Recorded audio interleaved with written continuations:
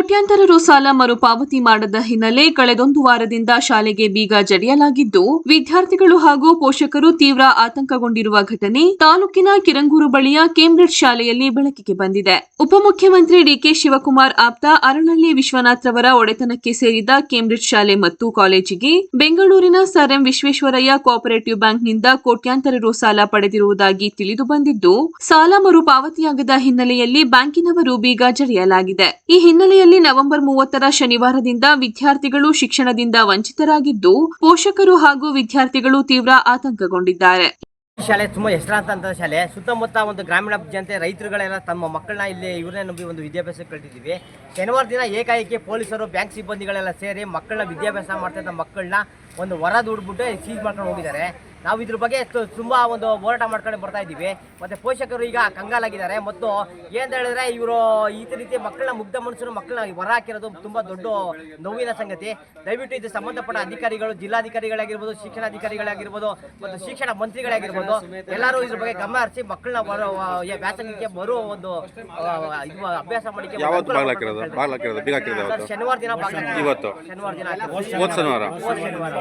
ಈ ಸಂಬಂಧ ಪೋಷಕರು ಹಾಗೂ ಸ್ಥಳೀಯರು ಇಂದು ಶಾಲೆಗೆ ತೆರಳಿ ಕೂಡಲೇ ಶಿಕ್ಷಣ ಇಲಾಖೆ ಮತ್ತು ಜಿಲ್ಲಾಡಳಿತ ಮಧ್ಯ ಪ್ರವೇಶಿಸಿ ವಿದ್ಯಾರ್ಥಿಗಳ ಭವಿಷ್ಯ ಕಾಪಾಡಲು ಮುಂದಾಗುವಂತೆ ಒತ್ತಾಯಿಸಿದ್ದು, ಒಂದೆರಡು ದಿನಗಳಲ್ಲಿ ಶಾಲೆ ಮರು ಆರಂಭಗೊಳ್ಳದಿದ್ದಲ್ಲಿ ಹೆದ್ದಾರಿ ತಡೆದು ಉಗ್ರ ಪ್ರತಿಭಟನೆ ನಡೆಸುವುದಾಗಿ ಎಚ್ಚರಿಕೆ ನೀಡಿದ್ದಾರೆ. ಕಳೆದ 6 ತಿಂಗಳ ಹಿಂದೆಯೂ ಸಹ ಬ್ಯಾಂಕಿನ ಸಿಬ್ಬಂದಿಗಳು ಬೀಗ ಹಾಕಿ ಸಾಲ ಮರುಪಾವತಿ ಮಾಡುವಂತೆ ಎಚ್ಚರಿಕೆ ನೀಡಿದ್ದರು. ಮೆಸೇಜ್ ಹಾಕಿದ್ರು ಅವರು, ಬಂದು ನಿಮ್ಮ ಮಗು ಪಿಕಪ್ ಮಾಡ್ಕೊಂಡು ಹೋಗಿ ಅಂತ. ಒಂದು ಚಿಕ್ಕ ಮಗು ಏನೋ ಬರ್ತಿತ್ತು, ಅದು ಬಂತು. ಈ ಮಗನ ಬಂದು ನಾವು ಪಿಕಪ್ ಮಾಡ್ಕೊಂಡು ಮನೇಲಿ ಹೋಗಿ ಕೇಳಿದಾಗ ಏನಾಗೈತೆ ಈ ಥರ ಮಾಮೂಲಿ 11 ಗಂಟೆಗೆ ಬಂದಿದ್ದೆಲ್ಲ ಏನಾಗಿತ್ತು ಪ್ರಾಬ್ಲಮ್ಮು ಅಂತ ಕೇಳಿದಾಗ ಆ ಮಗು ಎದುರ್ಕದಿತ್ತು. ನಾನು ಏನಾಗೈತೆ ಹೇಳು ಅಂತ ಹೇಳಿದಾಗ ಪೊಲೀಸ್ನವರು ಲಾಯರು ಬಂದು ಬೀಗ ಹಾಕಿ ನಮ್ಮನ್ನ ಹೊರಗಡೆ ಕಳಿಸಿದ್ರು ಅಂತ ಹೇಳಿದ್ರು. ಸರ್, ಇವರು ಬ್ಯಾಂಕಿಂದ ಸಾಲ ತಗೊಂಡಿದ್ದಾರೆ, ಯಾರು ಆಡಳಿತ ಮಂಡಳಿಯವರು. ಇವರು ಸಾಲ ಮರುಪಾವತಿ ಮಾಡಿಲ್ಲ, ಅದಕ್ಕೋಸ್ಕರ ಇವರು ಲಾಕ್ ಮಾಡಿದ್ದಾರೆ ಸರ್. ಲಾಕ್ ಆಗಿರೋದ್ರಿಂದ ಈಗ ಎಲ್ಲ ಮಕ್ಕಳುಗಳ ಮೇಲೂ ಪ್ರಭಾವ ಬೀರ್ತಿದೆ ಸರ್.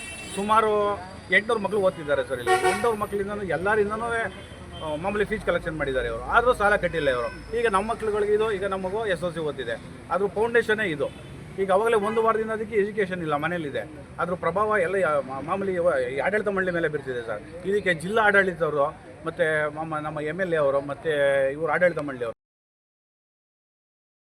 ಬೇಕಾಗಿರೋದು ಫಸ್ಟು ಮಕ್ಳುಗಳ್ನ ಓಪನ್ ಮಾಡಿಸಿ ಸ್ಕೂಲ್ ಎಜುಕೇಷನ್ ಕೊಡಬೇಕು. ಏನು ಇದು ಯಾರೇ ಆಗಲಿ, ಇದು ಈಗ ದೊಡ್ಡ ವಿಜಯ ಮಲ್ಯನೇ ಆಗ್ಬೋದು, ಇನ್ನೊಬ್ಬರನ್ನೇ ಆಗ್ಬೋದು, ಅವ್ರು ಸಾಲ ಕಟ್ಟಲಿಲ್ಲ ಅಂದರೆ ದೇಶ ಬಿಟ್ಟು ಹೊಂಟೋಗ್ತಾರೆ. ಇದು ವಿದ್ಯಾರ್ಥಿಗಳ ಸಮಸ್ಯೆ. ಏಕೆಂದರೆ ಒಬ್ರದ್ದಾದರೆ ಏನಾರು ಮಾಡೋದು, ಗ್ರಾಮೀಣ ಮಕ್ಕಳುಗಳು ನಮ್ಗೆ ಬೇಕಾಗಿರೋದೇನು ಎಜುಕೇಷನ್ನು. ತಿಳುವಳಿಕೆಯಲ್ಲಿ ಹೋದಂಗೆ ಮಾಡಲಿ ಅಂತ ಏನಾರ ಈ ಬ್ಯಾಂಕನ್ನ ಉನ್ನಾರ ಮಾಡ್ಕೊಂಡು ಈ ಥರ ಬಂದ್ ಮಾಡೋಕ್ಕೆ ಏನಾರು ಅವಕಾಶ ಕೊಟ್ಟವ್ರ?